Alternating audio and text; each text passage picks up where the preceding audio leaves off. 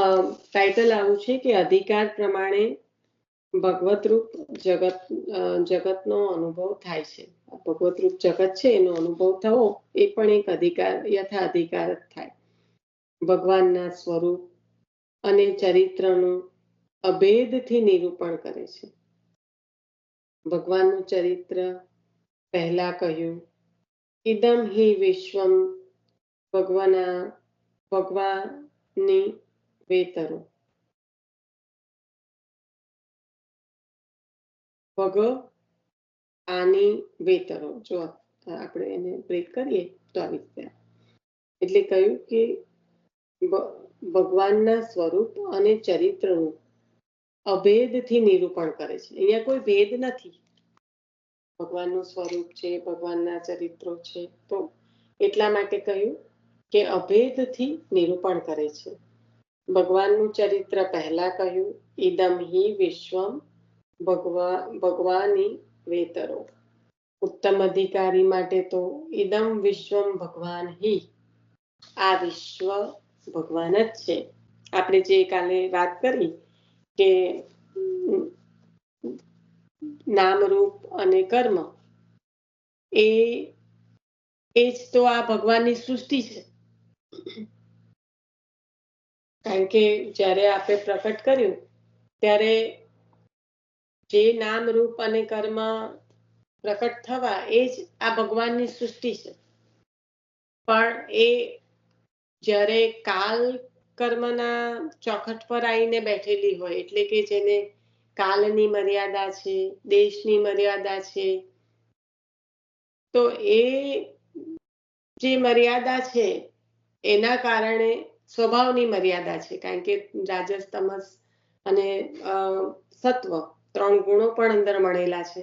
તો એ જે મર્યાદા છે એના કારણે એ આદિ ભૌતિક છે. આદિ દૈવિક ન રહેતા આદિ ભૌતિક છે. પણ છે તો સર્વત્ર આપની સૃષ્ટિ, એટલે એ પણ આ વિશ્વ પણ ભગવાન જ છે. એટલે ત્રણેય કાલે ભેદ આપણે સરસ રીતે આપણને આગળથી જ પ્રભુએ બતાવી દીધું કે આ જે 3 ભેદ બતાવ્યા ભગવાન જ છે. એટલે કે ભગવાનના જ નામ છે, પણ બ્રહ્મના જ નામ છે. બ્રહ્માત્મક હોવું અને સ્વયં એના જ રૂપે બ્રહ્મનું પ્રકટ થવું, એ 3ને જે આપણે ભેદ કાલે જોયો એના સંદર્ભથી સમજવાનો પ્રયત્ન કરશો તો વધારે સારી રીતે સમજાશે. સર્વત્ર ભગવત દ્રષ્ટિથી કૃતાર્થ થવાય છે. આમાં કાર્યનું ભગવાન પ્રમાણે નિરૂપણ છે. ભગવાનપણાથી નિરૂપણ છે, એટલે ભગવાનપણે નિરૂપણ છે. સર્વત્ર ભગવત દ્રષ્ટિથી કૃતાર્થ થવાય છે. આમાં કાર્યનું ભગવાનપણે નિરૂપણ છે. વિશ્વ અને ભગવાનમાં ભેદ નથી દેખાતો. અદ્વૈત સિદ્ધ થાય છે. મધ્યમ અધિકારી માટે આ ઉત્તમ અધિકારીની વાત કરી, જે અદ્વૈત કીધું ને એ. મધ્યમ અધિકારી માટે ઇદમ વિશ્વ ભગવાન વી. ભગવાન હિ આવ્યું, હવે અહીંયા ભગવાની વ એવી રીતના છે. વી નહીં પણ વ, ભગવાની વ. આ વિશ્વ ભગવાન જેવું જ છે, ભગવાન નથી.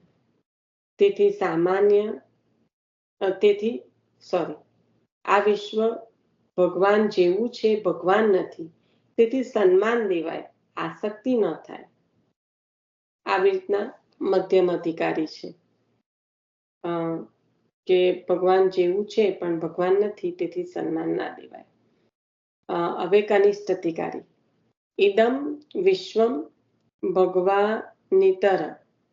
એમ સમજાય છે કે આ વિશ્વ છે એ તો ભગવાન અને ભગવાન તો તેનાથી જુદા છે.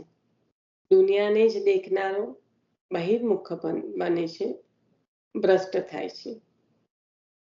આ રીતના ઉત્તમ, મધ્યમ અને કનિષ્ઠ એ 3 પ્રકાર દેખાયા.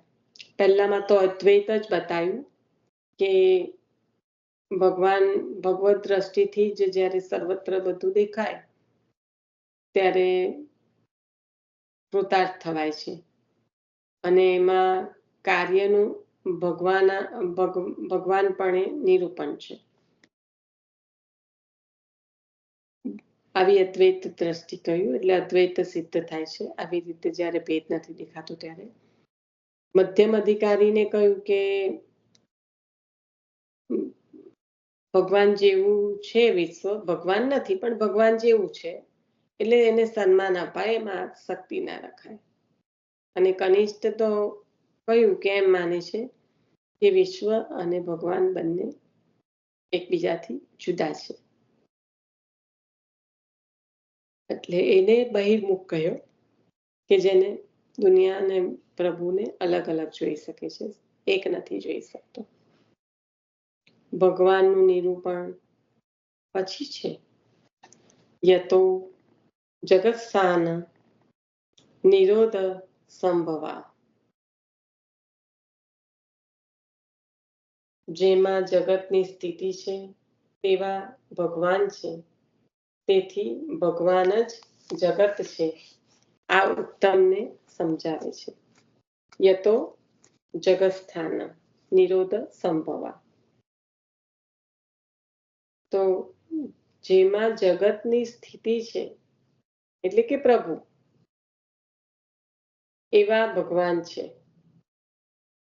કારણ કે જ્યારે કહ્યું ને કે હું જંગમ સ્થાવર આકૃતિ, આપ જ જગતને ધારણ કરનારા છો. કાલે આપણે જે 168 નંબરના શ્લોકનું નામ લીધું હતું, તો બે નામ હતા અંદર.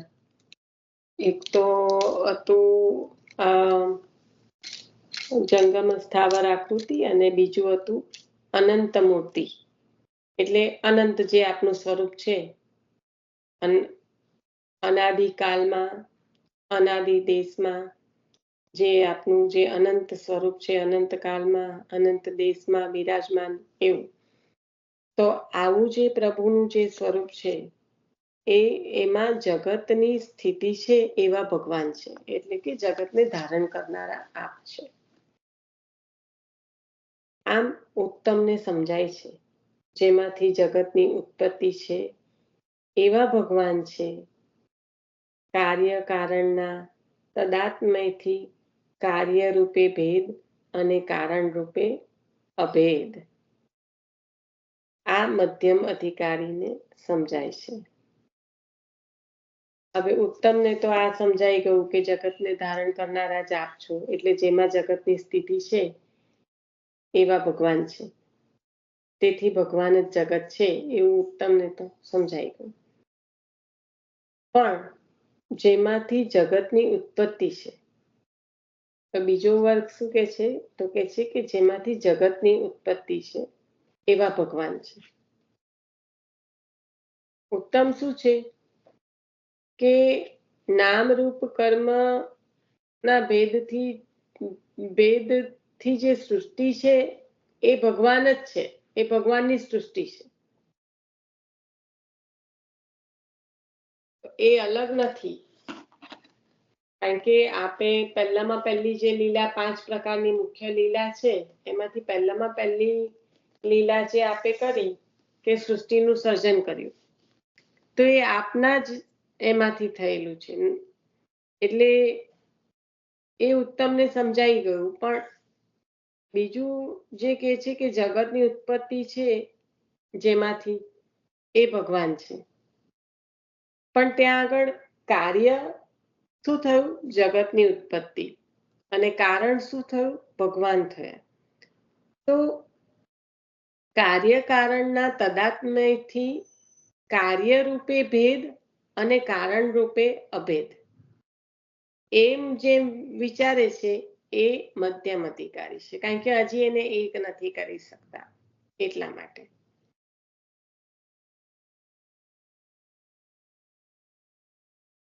જેનાથી જગતનો લય છે તેવા ભગવાન, નાશ પ્રતિયોગી જગત છે તેમ કનિષ્ઠ અધિકારીને લાગે છે. જે પ્રલય સંબંધી વિચારે છે કે જેનાથી જગતનો લય થઈ જાય છે એવા ભગવાન છે, એટલે નાશ પ્રતિયોગી જગત છે એમ જે વિચારે છે એ કનિષ્ઠ અધિકારીને લાગે છે. જન્માદ્યસ્ય યતઃ ને મળતું અહીં નિરૂપણ છે. જે આગળના શ્લોકમાં હતું એને મળતું અહીંયા નિરૂપણ છે એમ કહેવામાં માંગે છે. તો આ રીતે ઉત્તમ, મધ્યમ અને કનિષ્ઠનો ભેદ સમજાયો. પહેલા તો જગતને જે કઈ રીતે જુએ છે એ બતાવવા માટે ઉત્તમ, મધ્યમ અને કનિષ્ઠ કહ્યું. અને પછી ભગવાનનું નિરૂપણ. તો ભગવાનનું નિરૂપણ કરતા કહ્યું કે જેમાં જગતની સ્થિતિ છે એવા ભગવાન છે તેને ઉત્તમ કહ્યા. કાર્ય અને કારણમાં તદાત્મ્યથી જેને એવું જોયું કે કાર્ય રૂપે ભેદ છે અને કારણ રૂપે અભેદ છે તો એવાને મધ્યમ અધિકારી કહ્યા. અને જે લય સંબંધી વિચારે છે કે જગતનો લય જ ભગવાન દ્વારા જ થાય છે તો એ છે એવા જે જીવો છે એમને આપે કનિષ્ઠ કહ્યા. તો એક તો ભગવાનને જોવાની જે દ્રષ્ટિ છે, ભગવદ રૂપ સર્વ કાંઈ દેખાવું, એના સંબંધમાં 3 અધિકારી બતાયા. અને પછી ભગવાનનું જે નિરૂપણ કે ભગવાન કોણ છે તો કે આ જગતમાં સ્થિત છે, તે જ સર્વત્ર છે, એવી રીતે જે નિરૂપણ કરે છે એ ઉત્તમ છે. પણ જે કાર્ય અને કારણના તદાત્મ્યથી કાર્યરૂપે ભેદ ગણે છે. કારણ કે ભગવાનનું સૃષ્ટિને ઉત્પન્ન કરવું એ એક કાર્ય છે અને કારણ રૂપે અભેદ ગણે છે. તો એવી સૃષ્ટિને અહીંયા આગળ મધ્યમ બતાવી છે અને લયવાળા જે છે એમને કનિષ્ઠ. તો પેલામાં અહીંયા બતાવ્યું અને ભગવત રૂપ જોવામાં ઉત્તમને તો બતાવી દીધું કે સર્વત્ર ભગવત દ્રષ્ટિથી જ કૃતાર્થ થવાય. એટલે જે કઈ પ્રભુ છે કાર્ય થઈ રહ્યા છે એ પણ ભગવાન પણ જ એનું નિરૂપણ કરે છે. ઉત્તમ છે. અદ્વૈતનો જે સિદ્ધાંત છે, વિશ્વ અને ભગવાનમાં ભેદ નથી, એ અદ્વૈત જે છે એ ઉત્તમ અધિકારી માટે છે. મધ્યમ માટે એવું વિચારે કે આ બધું ભગવાન વિશ્વ છે પ્રભુ જેવું જ છે એટલે એને સન્માન તો આપવું જોઈએ, એમાં આસક્તિ ન રખાય, એટલે એ મધ્યમ કહ્યું. અને કનિષ્ઠ તો બેને અલગ અલગ જ માને છે એટલે એને એ રીતે કહ્યું. થોડું વધારે મનન ચિંતન થઈ શકે એટલે 2-3 વાર રિપીટ કર્યું છે.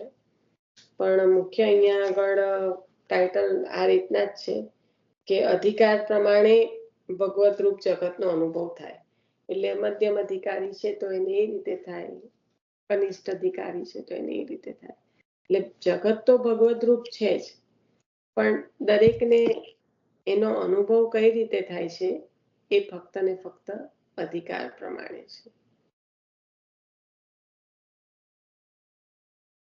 ભગવાનનું ચરિત્ર કથન જ વ્યાસજીના અવતારનું પ્રયોજન છે. ભગવાનના ગુણગાનને લૌકિક કાર્ય સિદ્ધિનું સાધન ન બનાવાય.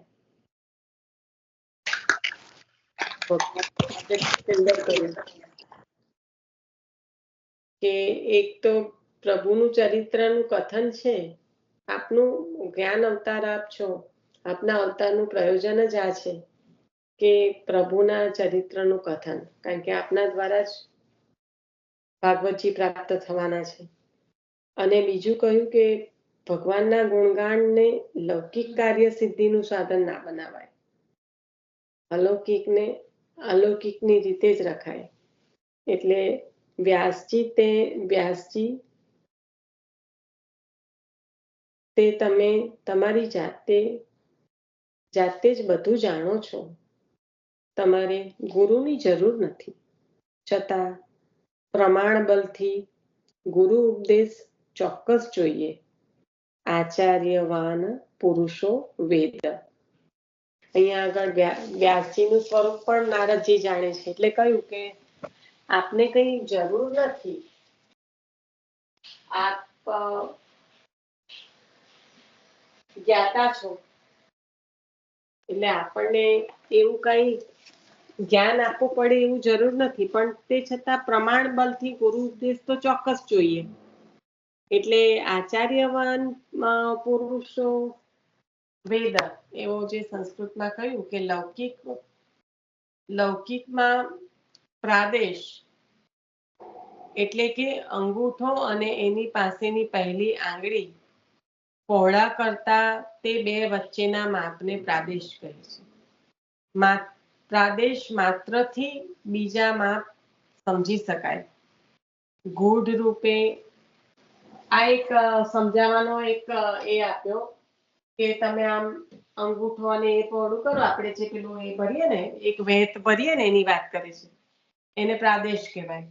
તો કે તમે એ વેતથી માપવાનું કરો એટલે તમને અંદાજ આવી જાય. એમ એવી રીતે ગૂઢ રૂપે શાસ્ત્રાર્થનું નિરૂપણ પ્રકર્ષથી આદેશ એટલે કે ઉપદેશ રૂપે નારદજીએ કર્યું. ભગવાને પહેલા પોતે અવતાર લીધો, લીલાઓ કરી, પછી સર્વ ભક્તોના ઉદ્ધાર માટે તે લીલાઓ અને પોતાને ઓળખાવવા માટે જ્ઞાન કલારૂપ વ્યાસજીને પ્રકટ કર્યા. તેથી પ્રભુના ચરિત્ર ન કહે ત્યાં સુધી વ્યાસજીના અવતારનું પ્રયોજન રહેતું નથી.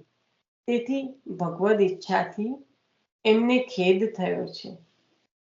બહુ સુંદર કહ્યું. વ્યાસજીને ખેદ થવાનું કારણ તો કહ્યું કે ભગવાને પોતે પહેલા અવતાર લીધો, લીલાઓ કરી, પછી સર્વ ભક્તોના ઉદ્ધાર માટે તે લીલાઓ અને પોતાને ઓળખાવવા માટે જ્ઞાન કલારૂપ વ્યાસજીને પ્રકટ કર્યા.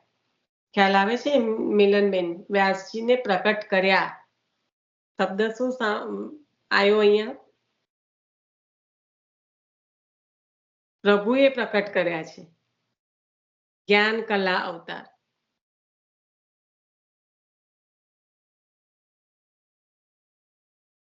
જેમાં જ્ઞાન રૂપી કલા છે એ જ્ઞાન કલા અવતાર. જેમાં આવેશ છે એ આવેશ અવતાર, એટલે કે ભક્તિનો આવેશ છે નારદજીમાં, તો એ આવેશ અવતાર.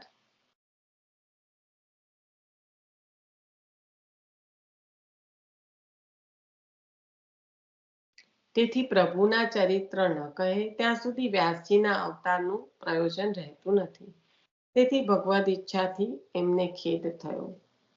તપઃ વેદાંત શ્રવણ યજન અધ્યયન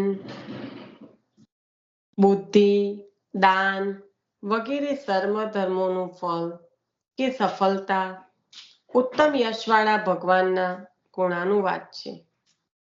ભગવાનના ગુણાનુવાદ પ્રભુની પ્રસન્નતા પ્રાપ્તિ માટે જ હોય. ગુણાનુવાદને કોઈ લૌકિક કાર્ય સિદ્ધિનું સાધન બનાવીને ગૌણ ન બનાવી દેવાય. હવે ભગવાનના ગુણાનુવાદ છે એનું મહાત્મ્ય સમજાવતા કહે છે કે તપ છે, વેદાંત શ્રવણ છે, યજન અધ્યયન બુદ્ધિ દાન વગેરે સર્વ ધર્મોનું ફળ કે સફળતા ઉત્તમ યશવાળા ભગવાનના ગુણાનુવાદ જ છે. આ બધાનું ફળ કે સફળતા કેવી રીતના પ્રાપ્ત થાય છે? તો કે ઉત્તમ યશવાળા ભગવાનનું ગુણાનુવાદ. પણ ભગવાનના ગુણાનુવાદમાં પછી લૌકિક બુદ્ધિ ના રખાય. ભગવાનના ગુણાનુવાદ શેના માટે કરવાના? તો કહ્યું કે ભગવાનના ગુણાનુવાદ પ્રભુની પ્રસન્નતા અને પ્રાપ્તિ માટે જ હોય છે. એક તો પ્રભુને પ્રાપ્ત કરવા અને એક તો પ્રભુની પ્રસન્નતાને પ્રાપ્ત કરવી. તો આ જે છે એના માટે જ છે, નહીં કે પછી પોતાનું કંઈક લૌકિક સિદ્ધ થઈ જાય એના માટે પ્રભુના. કારણ કે લૌકિક સિદ્ધ થાય એના અર્થે જ્યારે ગુણાનુવાદ કરીએ તો આપણે લૌકિકમાં બહુ સારી ભાષામાં જાણીએ છીએ કે આ તો બટરિંગ કરે છે, કે આ તો ચાપલુસી કરે છે, કે કે આ તો આગળ પાછળ ફરે છે. કેમ? તો કે એને એનું કામ કરાવવું છે. હવે આપણે લૌકિકમાં આપણને આ બધું કોઈ આપણને કે તો ગમે ના. મને કોઈ આવું કે આ તો આવી છે બટરિંગ કરે, જેનું કામ કરાવવું હોય એની આગળ પાછળ ફરે તો મને કેવું લાગે? પણ એ જ વસ્તુ આપણે ભગવાનની પાસે કરીએ તો ભગવાનને કેવું લાગતું હશે કે આ કઈ આવી ગયા અમારી પાસે, કોણ છે આ, કેવું? કારણ કે આપણી આગળ પાછળ કોઈ આપણને એવું ફરે તો ગમતું નથી. કે આપણે કે જો આ કામ કરાવવું છે એટલે કેટલા ફોન આવે છે, જો આપણે કામ કરાવવું છે એટલે કેટલી વાર બોલાવે છે, એવું આપણને તરત ખબર પડી જાય છે. તો ભગવાનને નહીં પડતી હોય? અને જો આપણને કોઈ એવું આપણને કરતું હોય, એની આગળ આપણને એના માટે આપણને કોઈ માન રહેતું નથી કે હશે હવે એનું કામ કરી આપીશ, આવા લોકોને આપણે તરત એને એવું કહી દઈએ. કારણ કે જે જરૂર પડે તે આવે તે સ્વાર્થી કહેવાય, અને એને આપણી દુનિયામાં આપણે નથી રાખતા. અને આપણે આશા રાખીએ કે ભગવાન આપણને રાખે. આપણને બિલકુલ ગમતું નથી આવું વલણ. જે આપણને નથી ગમતું તે આપણે પ્રભુને આપવાનો પ્રયત્ન કરીએ તો કેવી રીતે ચાલે? એટલે કહ્યું કે ગુણાનુવાદને કોઈ લૌકિક કાર્યસિદ્ધિનું સાધન બનાવીને ગૌણ ન બનાવી દેવાય. જે ઉત્તમ એવા આપણા પ્રભુ છે એનું કેવું અપમાન થાય જ્યારે આવું ગુણાનુવાદને લૌકિક કાર્યસિદ્ધિનું સાધન બનાવી દઈએ તો. એટલે આવી રીતને એને ઉત્તમને ગૌણ ના બનાવી દેવાય, એવું અહીંયા આગળ કહી રહ્યા છે કે ભગવાનનું ચરિત્ર કથન એ જ વ્યાસજીના અવતારનું પ્રયોજન છે. અને આપના ગુણાનુવાદ, એ પ્રભુના ગુણાનુવાદ કોઈ પણ લૌકિક કાર્યસિદ્ધિનું સાધન ન બનાવાય. અહીંયા આપણે રાખીશું. હવે નારદજીએ કહેલી પોતાની પૂર્વ સૃષ્ટિની જીવન વાર્તા છે, જે નારદજી પોતે કહેશે એનું આપણે આગળ લઈશું. શ્રી વલ્લભાધીશ કી જય. જય મહારાજ.